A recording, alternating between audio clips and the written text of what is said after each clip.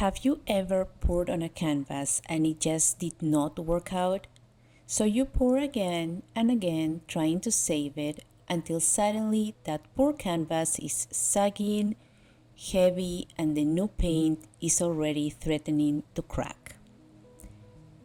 Hi, welcome back to Intasi. I'm Vanessa, and I've been there more times than I can count. But instead of tossing those canvases in the trash, today I'm going to show you how to rescue them.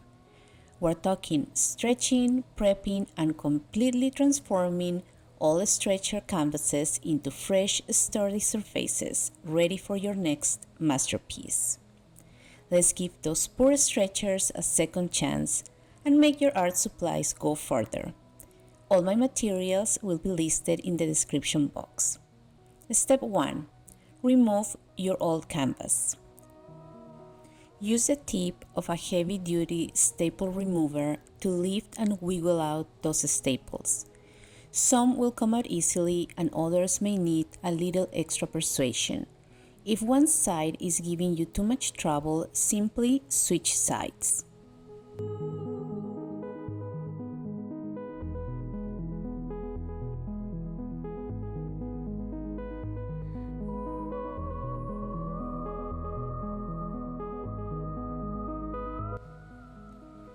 Once all the staples are removed, carefully detach the corners of the canvas and peel it off the stretcher bars.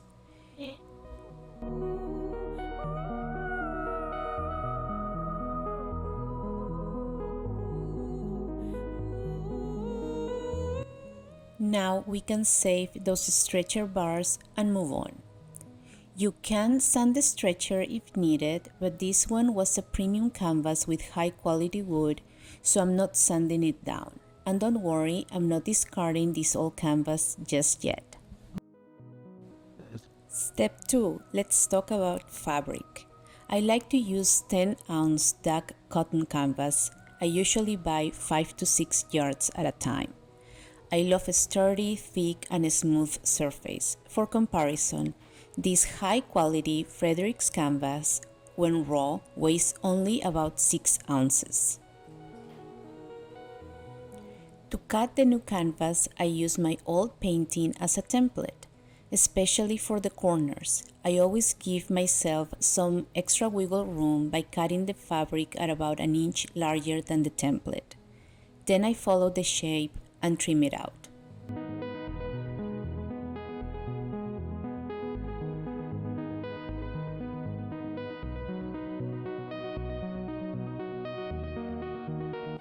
Step 3. Position the stretcher bars. Place the stretcher on the canvas with the hollow side facing down. Make sure it's centered and that the fabric extends evenly over every edge.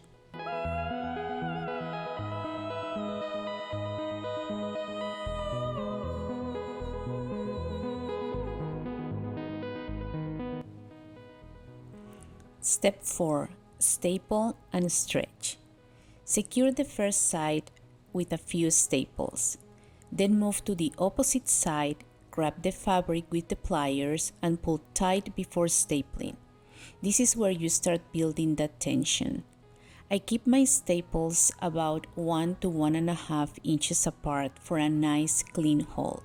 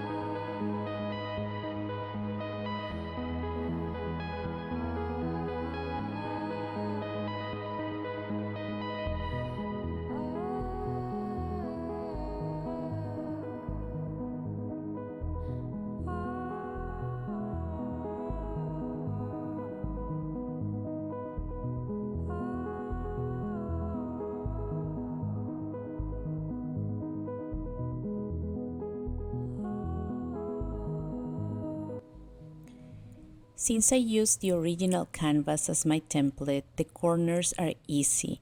Just tuck one side in and fold the other over for a snug finish.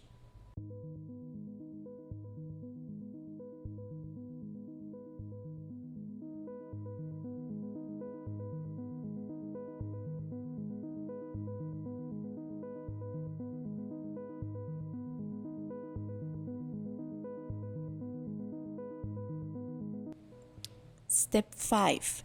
Before applying gesso, I give the surface a quick once-over with a lint roller.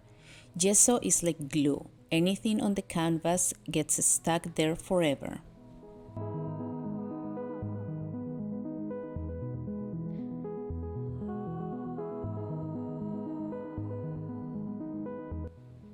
Step 6. Prime with gesso. My favorite gesso is golden. It's creamy, spreads beautifully, and has a nice thick consistency.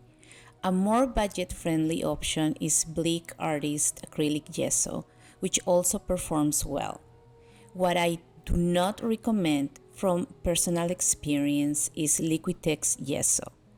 It's too thin, too runny, and a struggle to apply, especially on that thirsty first layer. I use a foam brush to minimize brush marks and apply gesso on the front, sides, and corners. It also helps lock those folds in place. Once dry, I apply a second coat the same way.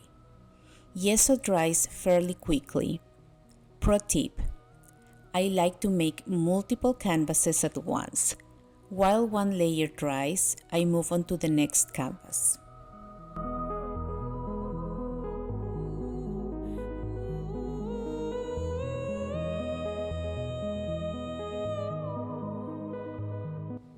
Step 7. Smooth or texture, your choice. After the second layer of gesso is dry, you can customize your surface.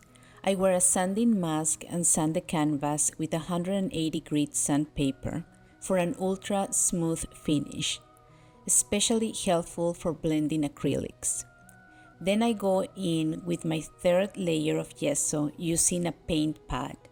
It holds a ton of product and glides over the surface really evenly, enough for the edges too.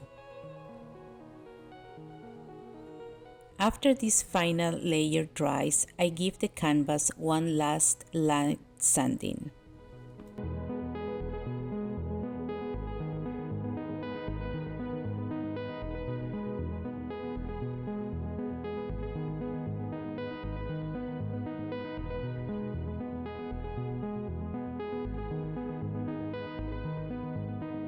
Step 8. Seal the back. Optional but highly recommended. This final step is something I do to every canvas I make. I apply a coat of Golden Gag 100 to the back of the canvas. Sealing the back creates a protective barrier against moisture, discoloration, and airborne pollutants, all of which helps improve the archival quality and longevity of the artwork. But the biggest benefit for me is the increased stiffness and more uniform tension across the canvas. It keeps everything tight and stable, especially over time and with paint layers on the front. Since I'm preparing this canvas for a heavy acrylic pour, I need a very stable and supportive surface.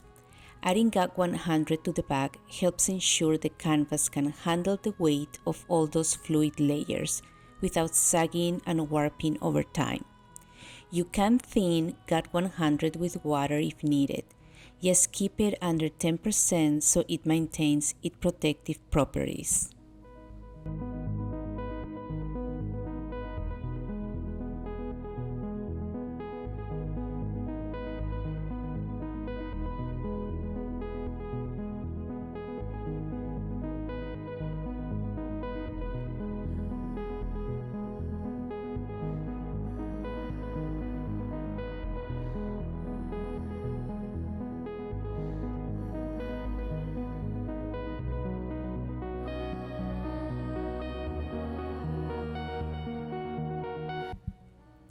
I know this wasn't a painting video, but I really wanted to show you an option that not only saves resources in the long run, but also helps you create a high quality, durable, and archival canvas. If this tutorial helped you, give this video a thumbs up. It really supports the channel. And if you're new here, consider subscribing so you don't miss the heavy pour that's going on this canvas next. Got questions or tips of your own? Drop them in the comments. I love learning from this community. Thanks for hanging out with me today. Keep experimenting, keep creating, and keep giving your art a second chance. Until next time.